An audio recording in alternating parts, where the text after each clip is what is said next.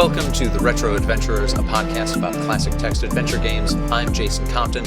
Just a couple words at the top of this interview episode. We've really enjoyed bringing you conversations with the creators of the classic text and text graphics adventures of the 70s and 80s, and look forward to doing more of that in the future. This episode is a little bit of a departure in that we're speaking with Robin Raymond, who is a neo-retro developer of a title called Kingdom of the Seven Stones. It owes a lot to the classics of Penguin, Polarware, Sierra, Magnetic Scrolls, Level 9, and the like. Hope you enjoy my conversation with Robin Raymond. And if you're enjoying the Retro Adventures at least as much as we are, please use the rating function on your podcast app. Let people know that we are out there. The algorithms like to know what people like you like, and they'll let other people know about the Retro Adventures, which will keep us happy and inspired to bring you more. So we're here on the Retro Adventurers this episode with Robin Raymond, who's the creator of Kingdom of the Seven Stones, a new and sprawling text and graphic adventure that's been published through The Future Was 8-Bit. Robin, welcome to the program.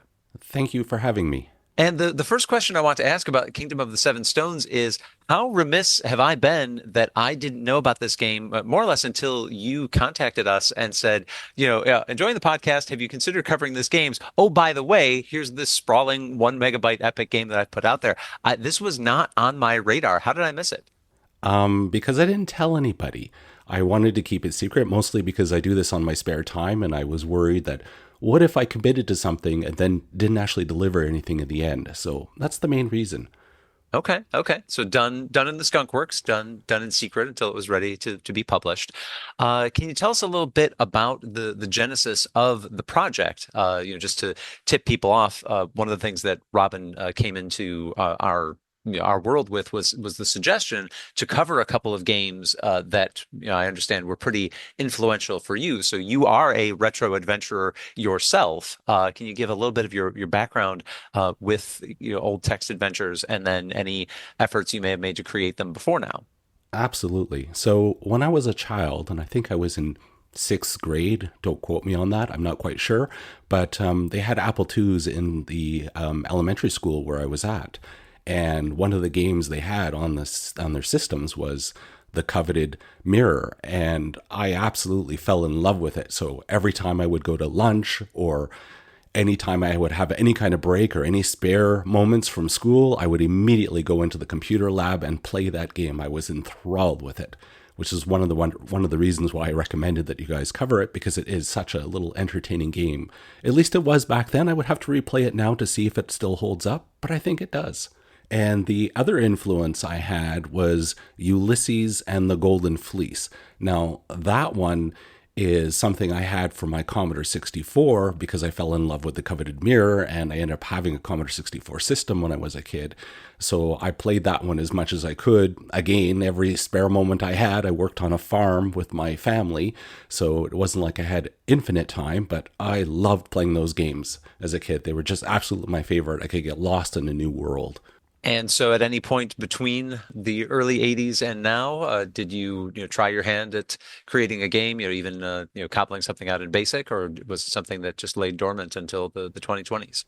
I think it pretty much was a recent occurrence in terms of having the technology available at my hands to be able to really feel like I could put this together. I wanted to be able to create a big sprawling world and have access to lots of ROM space and graphics. And it wasn't until recently I actually saw the technology available that said, hey, you can actually make this. I'm really excited to be able to have the opportunity to actually build something that was in my mind for so many years as a kid. Oh, I'd love to be able to do this kind of game if I only knew how and it could be done. And so Kingdom of the Seven Stones, where the curious stranger enters the realm to embark on a journey of epic proportions. Tell us a little bit about the game and sort of the influences that people might recognize beyond Coveted Mirror and Ulysses. Sure. So the game is centered around medieval times. And I just love that era because, well, that was one of my first influences from the Coveted Mirror. So obviously I had to do something in that time frame. And again, I loved Ulysses, so I kind of merged the two, where I was exploring the concept of the transition from old world Greek mythology into new world medieval world and really bridging the gap between the two. So I wanted the player to be able to go out into this world, explore it, and I wanted to have each character in the game have their own motivation and ambition in terms of what they needed and what they wanted. I wanted to feel natural to the player to understand what exactly they had to do. And when I say what exactly, it's not really all that clear because you have to go and explore and you have to figure it out. So there are puzzles along the way to give it to you. But if you understood and read through the different characters and read through the different dialogue, you'd figure it out. Oh, this character needs that, or this character is motivated by this. And this is what they need to be able to solve the game. And of course, there's a dichotomy between good and evil in the game, in the sense the first character you run into is a guard, and he warns you that the only path to being able to complete the game is by following the righteous path. Now, the game does allow you to play somewhat in an evil behavior, but if you do, you can't solve the game. So there are some alternate solutions, but kind of ultimately resulting in a dead end. It does result in a dead end, and it becomes obvious at a certain point because, for example, if you attempt to steal from some of the characters, they will turn on you and they won't want to talk to you anymore, and therefore you can't get the clues that you need to be able to solve the game. Just from the early screens, it's easy to see that we can kind of recognize that this is a direction that those text graphics companies like Penguin Polarware, like Sierra, Level 9, Magnetic Scrolls, Interplay, had things gone a different way. You might have imagined them creating games like this for the Commodore 64, and the idea of having an adventure game on cartridge is not outside the realm of Commodore experience. Less so for the 64, but there were Scott Adams games, for example, that were put out on cartridge for both the VIC-20 and the C16. Tell me about where in the development process did you recognize that you were going to push past the 64K limits in ways that even a modern mass storage device wasn't going to cover, and you were going to need to hang a ROM right off the cartridge port? So one of the main motivations was the load time. The Commodore 64 is notorious for having a slow hard disk, and we have speed loaders now, but even with that, every time you would type a command or every time you'd want to do something, it would take an enormous amount of time to be able to read from the disk and then bring up the next screen or whatever have you. I know that we all have nostalgia for the way things used to be, and going back and playing some of these old games, I don't think we minded as much. But for a new game, I don't know if the nostalgia would push through the patience to be able to load individual screens. The one thing that the cartridge allows you to do is basically have access to a tremendous amount more storage than you would typically have. Now, the C64 at the time, back in the days, you wouldn't find massive ROMs because diskettes were frankly a lot cheaper to produce. But now that's no longer the case. We actually have ROMs that we can have access to that are 1 megabyte in size, and we can store a whole plethora of images and songs and text, and it just opens up a brand new world in terms of what you can code and what you can put into the game. How crazy is that? Like you literally just cannot get a new floppy disk. You can get new in box, but you cannot get a new 5.25-inch double-sided, double-density disk for the C64. But we can fairly easily make ROMs that you can hang off of those ports. It is crazy. And if I were to, go out there and buy some remaining old stock that was out there and start trying to release this game, and I had to produce like 10 different diskettes for a single game, I don't think that would be a good use of these old stock. I just don't feel right about it. So I'm wonderfully excited that we have access to this new capability that we didn't have back in the day. Yeah. So before we get into the technical underpinnings of Kingdom of the Seven Stones, just to help a little bit to understand where your programming development background came from in the first place, and then kind of how that helped fuel the creation of this game. So, are you a programmer by day, or did you cut your teeth in some other way that kind of set you up to be able to pull this project off? So I've been programming since a little child. So when I was a young kid, we actually won a VIC-20 in a contest. And we live on a farm, so there wasn't a lot of need for a computer system. So for me, this was being able to explore something I didn't even know existed. And I absolutely fell in love with it, and eventually saved up all my money from mowing lawns and doing other activities to buy myself a Commodore 64. And then I learned BASIC and some assembly. But back then I was living in French Quebec, and I didn't actually have access to a lot of the materials in terms of books or magazines or anything like that, because everything was in the French language in the surrounding area. So we had limited access to information. So I did what I could. I programmed as I could. But eventually, sadly, I sold my Commodore for a Tandy computer when I was in high school, and just kept basically learning how to code ever since then. I've had a long career doing C and C++ and real-time communication programming. That's what I do for a day job, but there's an old love that I have for these systems that just won't go away. So I was so happy to be able to go back and relive some of that programming experience with new information. So to talk about the technical underpinnings, it is a game with it goes beyond the two-word parser, and you do explain in some documentation that you shared that you did want to roll your own system rather than building off of one of the documented systems out there, and like it seems like you have the expertise that you could have, for example, hooked the graphics and music system that you wanted up to one of the existing formats out there, like the Z machine, and other people have done that. So tell us a little bit about the decision to say, nope, I want this to be kind of bespoke from the ground up. And it looks like the idea was for it to be extensible, and what steps might still be necessary in order to get there so that this could be a platform for other games. There was some practicality and some desire to learn. So, and I think the desire to learn was the main motivation. I wanted to be able to understand the motivations when they built these different machines as to why they developed it the way they did and how they came up with their different modeling. And one way to learn is to try and do it yourself and then discover, aha, well, they did it for this reasons because it's complicated to do it this way or that way, and it just simplifies things, or whatever the idea might be. So that was the main motivation. I have done a lot of parsers for like programming languages and stuff like that throughout the years, but I've never done something that tries to do English. So this was a bit of a new stretch for me in terms of because English is very funny in terms of all the different combinations that you can do and how you approach the different languages. So when I saw back in the day that a lot of the games were doing verb plus noun parsing, I wanted to be able to do something better than that in terms of I wanted to be able to say, put the flour in the sack or different combinations of that. But I also knew that some of these modern parsers were way more sophisticated than I could achieve in a short time frame.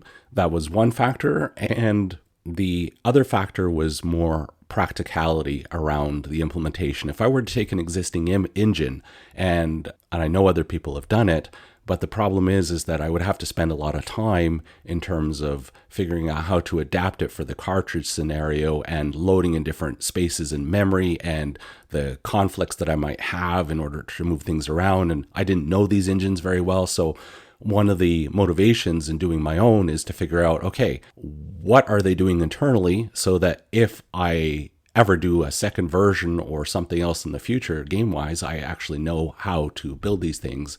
And then I can go into their models and say, oh, okay, see how they did things. Now I can be able to easily adapt what they've done for a new scenario. Or I can try and roll my own and try and meet their capabilities and produce something new entirely and see. The other final motivation was space. Despite the fact that I have tremendous storage in the cartridge in terms of loading things, I don't have a tremendous amount of storage when you throw in the graphics and the song and the different logic that's there, and the fact that the cartridge basically grabs a middle part of the Commodore system and says, you can't touch that if you're trying to load some data off of this spot, because the code will crash if you attempt to switch from code to data. So there's a practicality there which made it a little bit difficult to be able to fit a large model into such a small space. So the decision early on to have graphics, to have music, tell us a little bit about how you sourced the images and the music and the tool chain involved in bringing those into the game. This is going to be a little bit controversial in terms of, I know not everybody likes this, but I used AI to help me to generate some of the preliminary images to be able to run with the game. And I see it's controversial because there's the whole, well, how do we pay the original artist? Why don't we hire an artist? But the reality is, for a game like this, there's no money to be able to afford to be able to go out and hire an artist for a game that I don't even know how many I'm actually going to sell in the end of the game. So practicality, it was either I do this or there will be no game at all. So because I don't have the artistic talent to be able to do this. So this is one of the enabling technologies that came around to be able to allow me to do something that I wouldn't be able to do on my own, because we have access to AI to help generate some of these images. So that's what I used, and I see it as enabling technology, and hopefully we can figure out the laws to protect artists along the process. I'm all for that. I just don't know how to do it for a game like this, in fairness.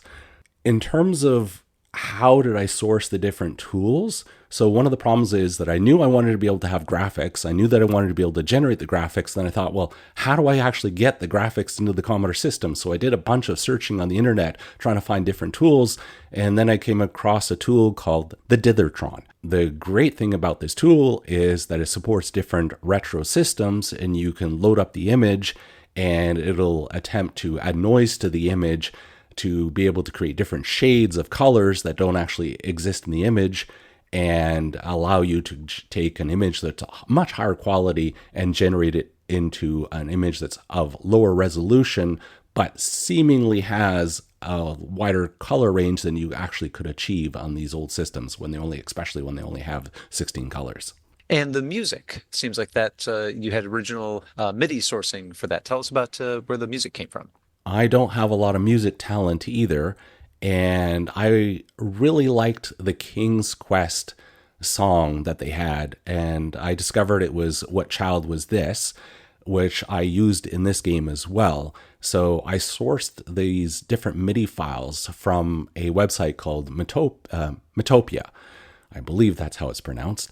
I went on the website, found the MIDI files, but the problem is with all of these MIDI files is that they have, I don't know how many countless different instruments running at the same time, which is not possible to play out on a 3-channel SID system. The option was for me to write my own capability to translate these MIDI files into something, but then I found something from Martin Piper, who already has a program called Music Studio 2, which you can import a MIDI file so long as it only has the 3 channels, and then you can take that and it'll generate a little binary blob that you can import into your game, and you just call the routine 60 times a second, or 60 times a second or 50 times a second, depending if you're on NTSC or PAL.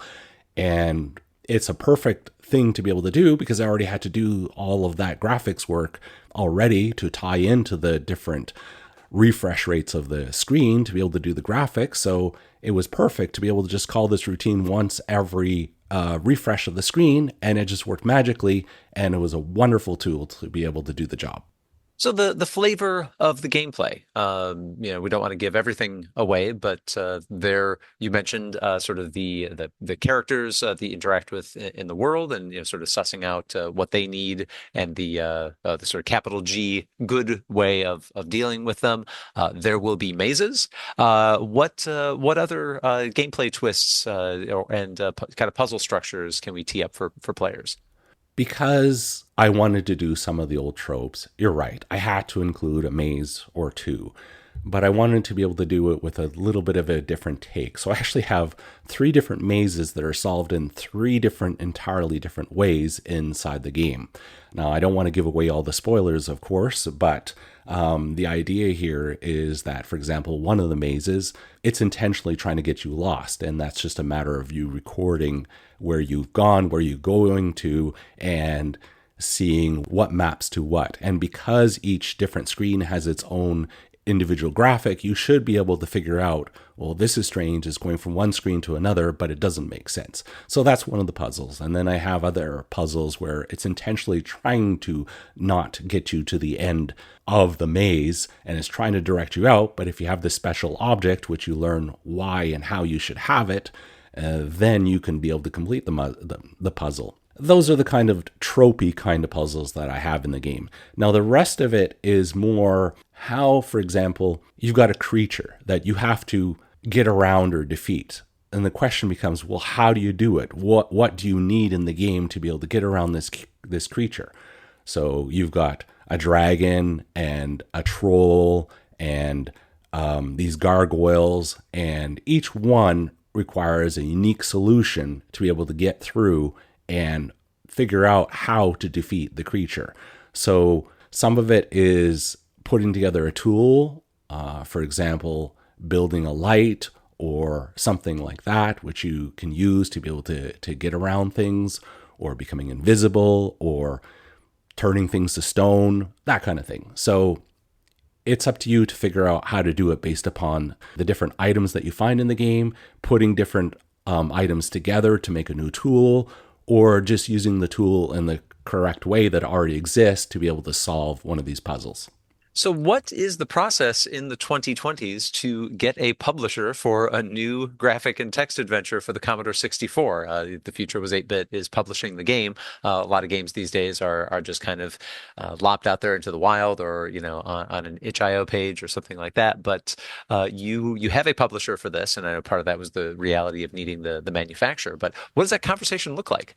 Originally on their website, before their current website, they just revamped their website. They had a little section that say, hey, developers, if you want to develop something for the Marina, please contact us.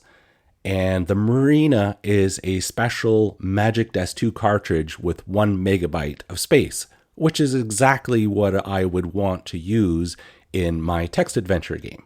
So I reached out to them and say, hey, I'm doing this kind of game. I know it's not in your regular wheelhouse, and I don't know that you're interested in text adventures and graphic text adventures, but if you're interested, well, I'm going to be building one. What do you think? And they were extremely gracious and supporting me along the way and testing my different ROMs on the actual physical computer, because I didn't actually have access to the ROMs myself. And fortunately, they agreed and said, yep, we're good to go. And they helped put it all together. They helped put together packaging, the cartridge ROM PCB, and they manufacture it all. And I don't have to do any of that, because that's not something I don't say I don't know how to do it, but I don't want to do it. So I was very happy that they agreed. And what did the playtesting process look like for a game like this? We talked a lot about how this was largely a solo effort on your part, but one of the things about creating a ROM is that it's fairly permanent in there. Difficult to patch out in the wild for sure. So, what did the playtesting process feel like? Extremely tedious. So I had to go through this game line by line and make sure that every single part of the C code was hit. And that took forever. In fact, I would say that was a good amount of time in the game, because I was really worried about producing something out there in the wild that was buggy. So I did that. I also sent it over to The Future Was 8-bit. I know that they did different run-throughs of the game, but I also knew that they didn't have access to everything that they would need to do to be able to try different combinations, and only I knew that. So I did absolutely every combination I could think of, tried to think of different verb usage. They came back with me with some verbs that should work. For example, I didn't include the I for inventory. It seems like a silly little thing, but that was why there was a revision A, because I did some whoopsies in what should be done. And even with that, there was still a visual bug that Martin Piper found when he did a technical review of the game, which is a visual glitch when I use something called FLI graphics inside the game. And so he recommended a trick that I can do with the Commodore to get rid of this glitch. So I produced a revision B of the ROM for future cartridges. So anybody who has a revision A of the game, well, you're in a rare exception. It doesn't affect gameplay, but it has a visual glitch. Okay, so there are some Rev A cartridges out there, and now the Rev B card is out. Yes. Oh, okay. Interesting. And so is the plan for the time being to keep it as a ROM only release? At the time being, I have been in discussions for potentially future expanded games. I would love to be able to do something in the King's Quest style Sierra game where it's not just about pointing and clicking, because they had the original King's Quest, which you've talked about, I believe, in one of your episodes before. You have a text parser and the ability to move your character around the screen. And I would love to be able to do a game like that with an extensive amount of graphics that are available. But I feel like even with the Marina's 1 megabyte of space, I don't know that I could do it enough justice with that limited amount of space. So I would love to be able to produce a new cartridge type with access to much more memory space, where I could actually do something really cool like that. But given that I do it on my spare time, I don't know that I'm ever actually going to do it, but that would be my goal. Any prospect of having the game ported to other platforms, even if it was, partnering with somebody else who would have access to the code base, but could, work out the intricacies of mass storage on, you name it, the Apple, the Atari, Spectrum 128, and on and on down the line. I would love that. I don't know if anybody has the spare time to do it. I know that I don't have the spare time to do it. My wife was kind enough to let me waste a lot of time building a game for a system that's 40 years old, and I don't know if she would have the patience for me to port it to all the different systems that are out there. But I'd love for someone to be able to do that if they were interested. Okay. And best way to reach out to you for that would be what? Robin at myjoe.com, myjoe.com.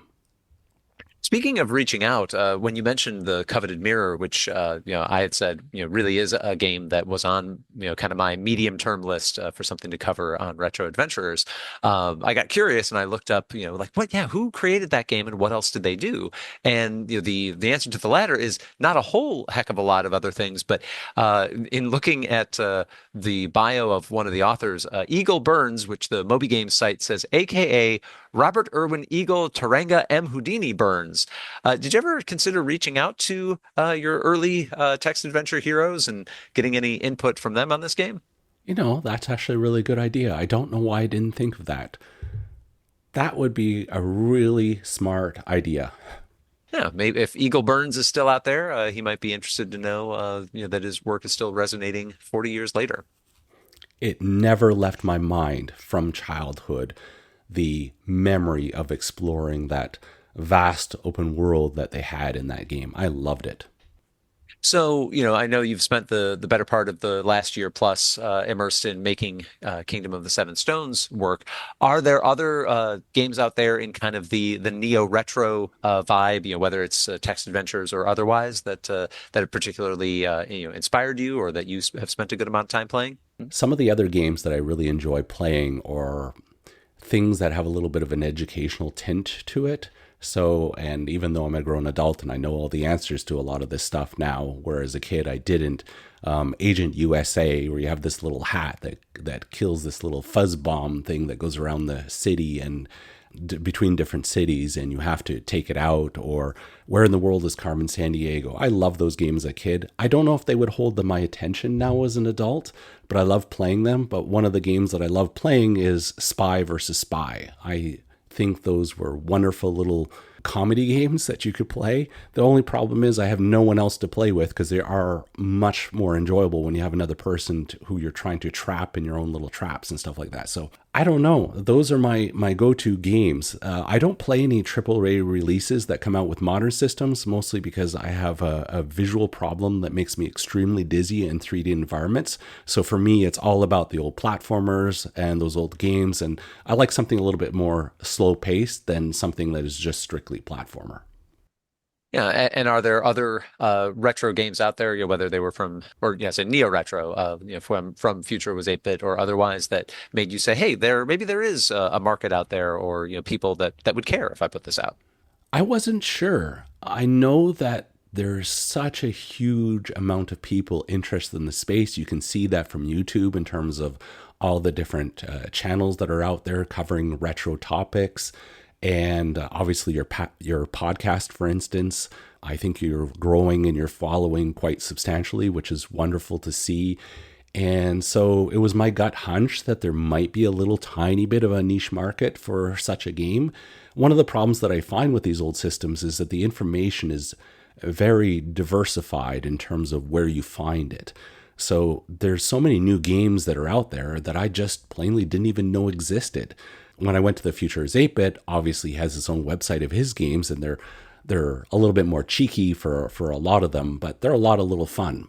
I enjoy playing them, but they're not long games that you would expect from these text adventures, and those are really my go-to when it comes to playing something long and big. And any feedback that you've had from the player audience so far that either has heartened you, or you kind of give you a lesson learned for the next time you sit down on an 18-month epic quest? Well, part of the problem is that the cartridges just got physically made and released out there, so I haven't had a lot of feedback in terms of, I really enjoyed playing this all the way through, or I'm really stuck here, you should have done a better job, or boy, this game really sucks. I don't have that kind of feedback. I've had some visual feedback in saying, wow, I didn't know that you could actually do this on a Commodore system and stuff like that. I would really love it if people actually got out there and tried the game and played it. One of the problems is going to be that it is physically released on a cartridge, and not everybody has a physical system. And even if they do, not everybody has the space inside of their house to be able to set it up and play it. So we'll see how many people actually go out there and play it in the end. Going back to the fact that it was largely developed in C, which C is a language that was available contemporaneously for 8-bit platforms, and the compilers have continued to be developed. But people don't necessarily think of them for serious projects or for gaming projects. Any messages you'd like to share with other 8-bit developers out there about the validity of C for an 8-bit game? So one of the complaints against C is that it uses a stack to be able to call between functions. So every time you're calling a C function, it would do a whole bunch of pushes on the stack and a whole bunch of pops from the stack when you're returning. And that actually can add a large amount of overhead. So, which is not good if you're limited in space on an old system that only has 64K to begin with. And even within that, you can only use certain parts of the 64K. So that was one of the biggest complaints, but I use a program called CC65, and they have some best practices and some pragmas to basically bypass some of the flaws that you would normally have with C. So one of the techniques they use is putting all the passings inside global variables. If you don't need function recursion, which is often not the case, then you can just put all the parameter passing in globals, and it's much more speedy and a lot more compact. And this actually does a pretty reasonable job. So as long as you follow their guidelines, and it's a modern tool on a modern computer system which you can compile with, it outputs into a binary format or a PRG, whatever you want. And from there, you can just run it in your Vice emulator, which is fantastic, and eventually put it onto a cartridge ROM or onto a diskette. Anything that people should know before they sit down for a Kingdoms of the Seven Stones adventure? Be patient. This is designed around some of the models that we used to have in the old retro games, where you didn't have a map and you didn't know where you were going, and it wouldn't necessarily tell you which way is next or which way is up. And I know a lot of the newer games have that capability, which is wonderful, but I wanted something that actually felt like it was produced in the mid 80s range. Part of that was actually not doing some of those techniques. So if you want to play the game, you have to be patient, and there's a whole lot of text that comes up on the screen. So Q, which stops the text from displaying when you're going back to an area you've already visited, is your friend. So make sure to hit that button to stop the text. I think you'll have a lot of fun playing it, though, if you actually really immerse yourself in the world and try to learn the various characters and what they want to achieve, and how do you defeat the evil that's about to dominate over the land. So we've had Robin Raymond, creator of Kingdom of the Seven Stones, here on Retro Adventurers. The game is available now on cartridge for Commodore 64, available from The Future Was 8-Bit. Robin, thank you so much for joining us. Thanks, Jason. You've been listening to The Retro Adventurers, a podcast about classic text adventure games. This episode was produced and edited by Jason Compton. Please subscribe on your favorite podcast platform, including Podbean, Apple Podcasts, Spotify, Amazon Music, and Podcast Addict. Visit us at retroadventurers.com and follow us on Facebook. The Retro Adventurers is based on a format originally devised by Ben Collier, Jason Compton, and Dave Hawkins.